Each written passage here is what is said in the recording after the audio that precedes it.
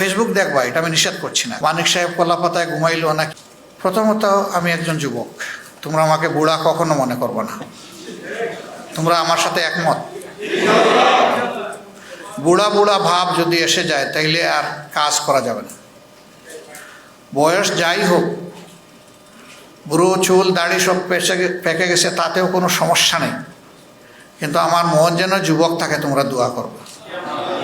2 নম্বর হলো, আমার নিরাপত্তা নিয়ে তোমরা চিন্তিত হবে না, তবে আল্লাহর কাছে দোয়া করবা।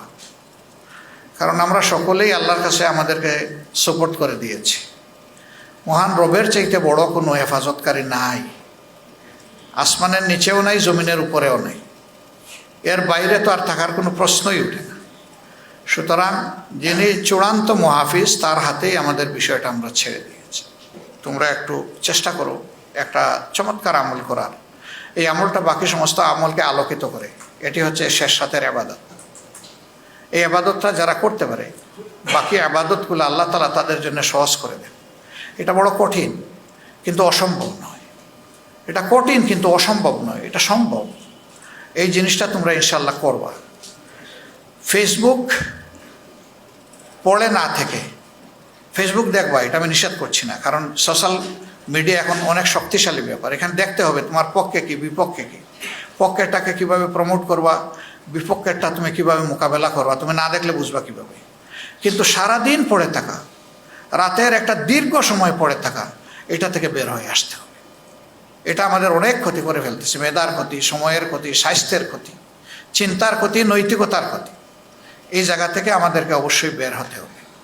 বের হয়ে এই জায়গাটা আমরা যৌক্তিকভাবে কাজে লাগাবো ইনশাআল্লাহ।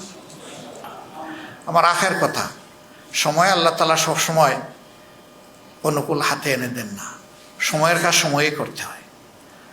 আজকের কাজ কালকে করবা, তোমার জন্য পড়ে থাকবে না, আরেকজন করে ফেলবে। এটা কোনো ময়দান খালি থাকে না, হয় সেখানে ভালো গাছ থাকবে, না হয় আগাছা থাকবে, একটা হয়ে যাবে। এখন ময়দানটা আল্লাহ তাআলা অনুকূল করে দিয়েছেন। প্রতিষ্ঠান, ক্যাম্পাস এবং ঘর বাড়ি, কোনো জায়গায় এখন আর কোনো ব্যারিয়ার আপাতত নাই। রবের দরবারে দোয়া করে মহান রব যেন এই জিনিসটাকে দীর্ঘস্থায়ী করে। দীর্ঘদিন আমরা বঞ্চিত ছিলাম। ক্যাম্পাসে তোমরা দাওয়াতটা দিতে পারো নি, অনেকে ভালো করে নামাজটাও পড়তে পারেনি। সেই রকম একটা ভীতির সংস্কৃতি সেখানে চালু করে রাখা হয়েছে। এ কাজ যারা করেছিল তারা এখন বিপর্যস্ত এবং অপদস্থ। আমরা এই সময় কোনো প্রতিশোধ নেব না, কাউকে নিয়ে ঠাট্টা মস্করা করব না। মানিক সাহেব কলাপাতায় ঘুমাইলো নাকি ভালো জাজিমে ঘুমাইলো, এগুলো আমাদের সাবজেক্ট না। মাঝে মাঝে আমি এগুলো দেখি, তোমাদের পক্ষ থেকে হয়ে যায়, এটা আসলে আল্লাহর দরবারে পছন্দনীয় বলে আমি মনে করি না। কোনো মানুষই বিপদে পড়ছে তাকে নিয়ে টিস করা ঠিক না। পরে আল্লাহর হাতে সাপোর্ট করে দাও, সংশোধনের সুযোগ তাকে সেইটা করে দাও, না তাকে চুপ করো। এই যে আমরা ট্রল করি মানুষ মরার পরে এবং এই ধরনের বিপদে পড়ার পর, এটা ভালো জিনিস না। তুমি আরেকজনকে অপমান করবা, সেটা তোমার দিকে ফিরে আসবে। ইসলামী মহলের ব্যাপারে আমাদের তীব্র আকাঙ্ক্ষা যে আমাদের একটা ঐক্য হওয়া দরকার, কর্মের ঐক্য, চিন্তার ঐক্য। কিন্তু সেই আমরাই আবার ওদেরকে দিয়ে কেউ একটু খুশা দিল আমাদেরকে, বস আমরা ফুঁসে উঠলাম।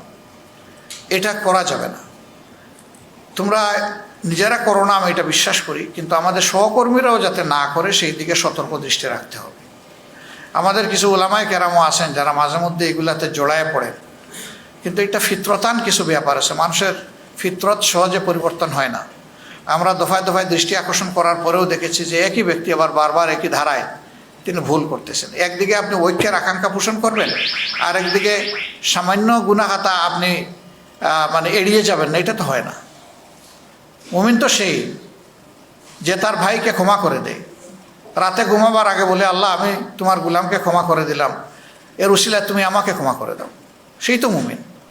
এই জন্যে মুমিনগণ যেন পরস্পরের প্রতি ঝগড়া বিবাদে আর লিপ্ত না হয়, এটার কবর রচনা হয়ে যাওয়া দরকার। এই বিষয়গুলো তোমরা খেয়াল রাখবা ইনশাআল্লাহ।